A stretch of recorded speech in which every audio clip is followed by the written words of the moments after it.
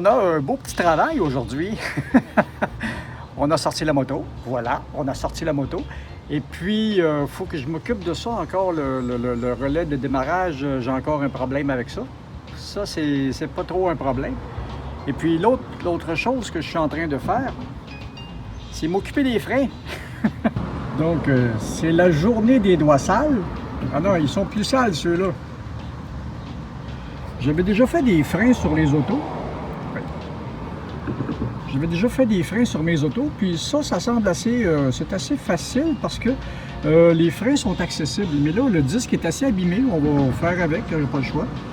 En attendant, et puis j'ai des belles plaquettes neuves. Il y a une des plaquettes qui était quand même encore pas si mal. C'est des freins métalliques. Puis l'autre plaquette, ben... oh, ça fait longtemps, ça fait longtemps. Là, maintenant, il faut que je trouve un moyen de rentrer les cylindres à leur place. J'ai juste ce qu'il faut pour ça, c'est vraiment pas un problème. Et puis, ben, je vous tiens au courant. On continue le travail. Bon, les plaquettes sont installées. Les cylindres ont retrouvé leur place. Là, ça lubrifier ça juste un petit peu, puis rentrer ça à sa place sur le disque. Je vous reviens dans pas long. Bon, ben l'opération frein de la moto est réussie. Ça, somme toute, pas très compliqué. C'est à peu près comme faire les freins sur des freins à disque d'automobile. La seule affaire qui est chiante, mais vraiment, c'est parce que j'ai 2 pistons par cylindre. Quand quand je refais les freins sur des freins automobiles, nord-américaines ou japonaises d'entrée de gamme, comme j'ai toujours eu, comme ma 626 ou comme mes petits camions, j'ai un seul cylindre, donc c'est assez facile de presser le cylindre puis de le ramener à sa place. Mais avec le 2 cylindres, quand je presse un cylindre, l'autre revient. Puis là, si je presse l'autre cylindre, l'autre revient. Puis il n'y avait pas moyen de rien faire, puis c'était beaucoup trop dur, puis je n'étais pas outillé pour. Donc la seule façon intelligente de ramener les cylindres à leur place, c'était d'ouvrir la valve de purge, puis de rentrer les cylindres pendant que la valve se purge, puis remettre l'huile dans le réservoir. Ça a été simple. Donc j'aurais pu vous montrer toute l'opération au complet, mais somme toute, c'est pas vraiment compliqué, puis c'est pas vraiment le fun à voir non plus, mais je vous montrerai quand je ferai ceux de la voie en avant, parce qu'en avant, ils sont encore bons. Ils sont usés, mais ils sont encore bons. Donc là, en arrière, ça fait longtemps que ça me fatigue. Ça a commencé à endommager le disque. Et puis, il fallait que j'y voie, là. Donc ça, c'est réglé. Puis la prochaine étape pour la moto, ben, on va, pour la mettre en forme pour la saison, il y a son changement d'huile à faire. Là, il était un petit peu trop tard dans la saison pour faire ses pneus parce que ses pneus sont abîmés, là. Pas assez pour que ce soit dangereux, mais assez pour m'obliger à tenir tranquille, si vous voulez. Donc, et puis, ben, je m'occuperai du relais de démarrage. J'en ai acheté un sur Amazon. Là, j'en attends un autre d'un site chinois. Je vais regarder parce que toutes ces pièces-là sont très difficiles à avoir.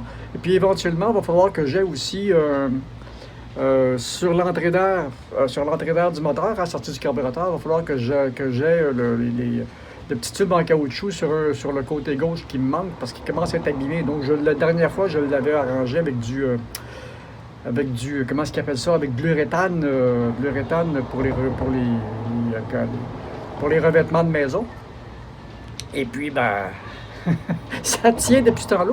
L'uréthane pour revêtement de maison, c'est à peu près ce qu'il y a de plus solide. Fait que les gens qui me parlent de silicone, laissez faire le silicone, c'est l'uréthane, ce que j'appelle l'uréthane à châssis, qui fait la meilleure job, qui colle le plus, qui garde une très belle élasticité. J'avais réparé le toit de mon camion bleu avec ça. Ah! J'avais réparé le toit de mon camion bleu avec ça, réparé dans les 2 dernières années. Je voulais pas mettre un sou sur ce véhicule-là, donc ce que je mettais, c'était le strict minimum. Réparer le toit m'aurait coûté des centaines, voire des milliers de dollars. Puis faire un beau joint à l'uréthane bien crade, ben, ça m'a coûté 5$. Comme on dit, 5$. Donc, on va aller faire un petit tour en moto, ça sera pas long. On va ramasser l'outillage. Ça prend toutes sortes d'outils. On va ramasser l'outillage. On va garder les plaquettes. Il y avait un problème de transport aussi là-dessus. Là, il y a la plaquette, extérieure s'est usée beaucoup trop vite. Là, le transport est très bien lubrifié. C'est cette boat-là, le système se promène comme ça là-dessus. Là. Quoi qu'il est censé être fixe, mais ça bouge toujours un peu. Donc, puis les cylindres sont très bien lubrifiés, donc ça devrait faire son travail comme il faut. Donc voilà, le sabot de frein est remis à sa place avec les plaquettes et tout. Et puis, ben, la prochaine étape, ça va être ceux-là. Maintenant que je sais comment faire, ça sera pas tellement long à organiser. Bon, on s'en va en moto. Bon, eh bien, nous voilà dans un beau parc à Sorel-Tracy. Et ce que je remarque cette année, je vais devoir démonter tout le tableau de bord pour lubrifier les cadrans parce que le compteur de vitesse commence à voiler pas mal. Puis lui, ben là, de toute façon, il faut que je change de câble aussi. C'est dans les prochaines étapes. Le câble est commandé. Puis aussitôt qu'il va arriver, ben, on va installer ça. Et puis, ben, ça fait partie des entretiens là, de vieilles machines. Et c'est ça qu'il y a derrière moi, le super parc. Oh, ben me voilà de retour. Attendez, je vais vous montrer. Elle est là, mon fidèle destrier.